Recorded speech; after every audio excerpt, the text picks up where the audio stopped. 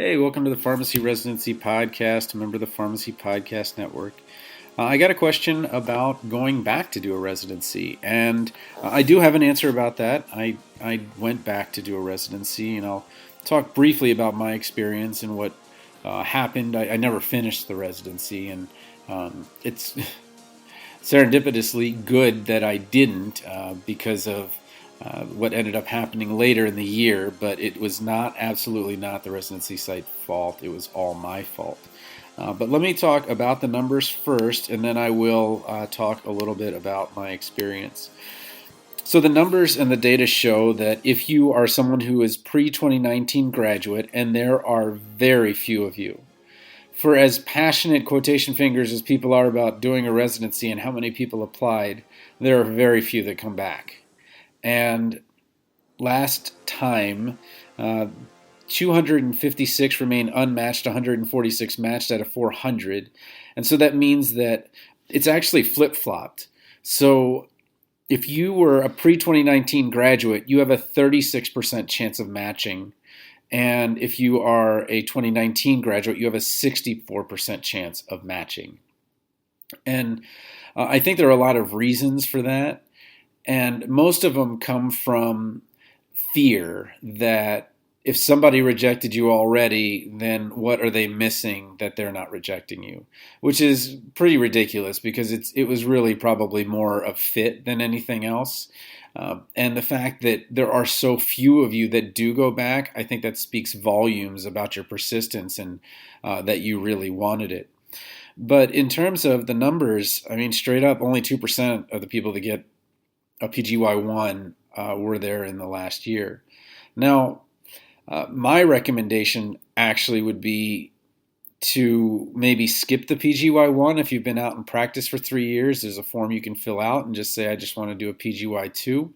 PGY2s are more accommodating to somebody who it really understands what they want to do, and maybe PGY1 would be a little tough where you are in life.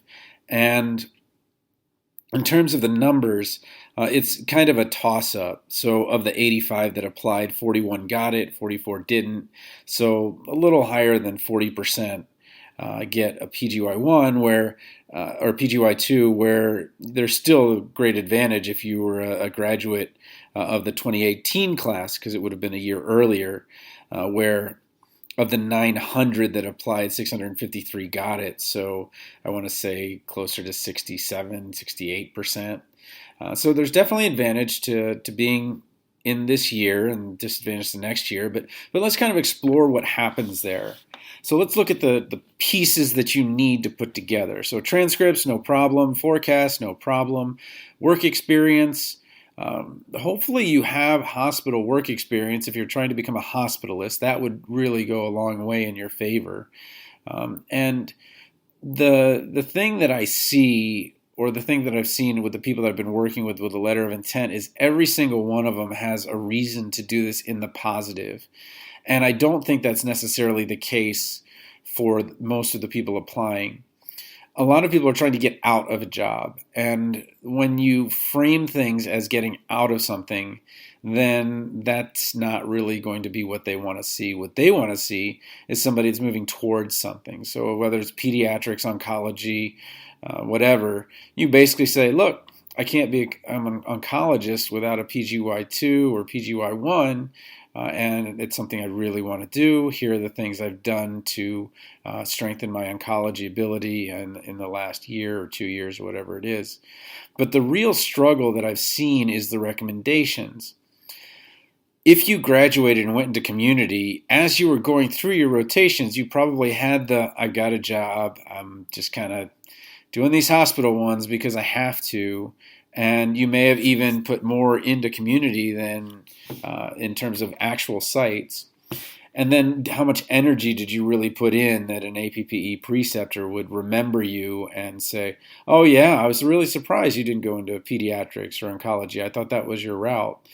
And so the recommendations, I think, are going to be the real kind of sticking point, where many of the sites want 2 of the recommendations to be from APPE preceptors. But I feel like, there just are so few of you that you might as well give it a shot. You've still got a job. while you're doing this. And, it's a lot easier for you to move about the country when you're actually making money instead of spending money. And it really is, I don't think it has to be a one and done. Like, all right, well, try it this year and try it next year. Because I think you learn so much about what they really want as you go through the process. So I think many people already reject themselves, and that's why this number is so low. Because, like, well, it's been 5 years since I've been in school. I don't remember anything, and going through the process would kind of say, okay, well, these are the things that I would need to work on if I did want a position. But ideally, I don't think I would go for PGY1. I would go for PGY2. And I say that because of my own experience where my wife decided that she wanted to do residency. She got a retail offer in the same market that I was in. I was a real estate agent at the time, of all things. And she turned it down. And she turned it down for a job that paid 1/3 of what that job would have paid in her home state, which is now my home state. And we both went together, and we both, I don't think it's called matching when you're scrambling, but we both had a site to go to. And when I sat down with the preceptor, and I sat down with him, and he was an owner, I really had in my head, and this is something where I really, it was all me. I was the problem child. It had nothing to do with them.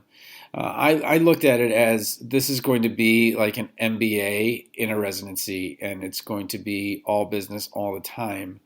And it was quite the opposite. It was very clinical and trying to make clinical services work and things like that. But the problem was I'd been a Paragon Award winner for a retail pharmacy. So best of the 18 store group that I was in. And I kind of had this way that I'm like, this is how things should go. Workflow should go. I was the manager, and I don't think I did a good job of humbling myself to the process of, I could learn a lot from what's going on here. And I had the difficulty of switching from the East Coast to the Midwest, and it is a big transition. I did not wave to people I did not know at the time. I do now, and now it's kind of weird when I go back. And the third part of it was I did have a family tragedy in that fall, and I stayed an extra month to make sure they could get their immunizations done. But I really, really regret not finishing because I just kind of let everything snowball, and because I was isolated away from my home, I just didn't have the support that I needed at the time to continue. And I don't necessarily know if it was a good idea for me to continue. What I really should have done is taken a step back and just gone to MBA school while I worked part-time. Because I ended up just working part-time anyway as soon as that residency was done. And I worked 20 hours a week. And I was like making the exact same amount of money, working 20 hours a week, sometimes 30, but mostly 20 hours a week. And they were really, really kind in that they allowed me to finish the teaching certificates. So I did want to continue. I still got to do that. And because I wasn't a resident, I was able to pick up an adjunct teaching position at a college that summer. And my residency would have not have been done by then. And because I picked up that adjunct teaching position, I had experience in the college, at the community college level, and in the subjects they wanted. So I have the job I do now because I failed to complete my residency. And that's a terrible, terrible lesson to give someone. But the lesson I usually use it for is for someone who's, getting rejected, the 4,000 people that are not going to get residency this year. Like, look, it really did work out okay. Like, it wasn't, the worst thing in the world. And there are plenty of $40,000 and $50,000 an hour jobs that you can get, and you were just about to take a $40,000 or $50,000 a week job for 60 hours a week, and you can get a $50,000 year job for 40 hours a week. And so my lesson with that was usually, I'm sorry, things didn't work out, but there's plenty of things that you can do. But if you do want to go back, I think you have to make sure that you have it in the positive. Two, I think that the first try in doing this, recognize that after after they remove 20% of the applicants by not offering interviews and get it down to the next 80, then even from there, you're at, about a third of a chance of getting that residency. So don't quit your day job, I guess is what I'm saying. But what I also am saying is give it a shot. I think you'll learn a lot from the process in terms of whether you really did want it or not. Because I know a lot of people who were in that group that didn't get it and were like, yeah, I thought I wanted it, but no, I don't.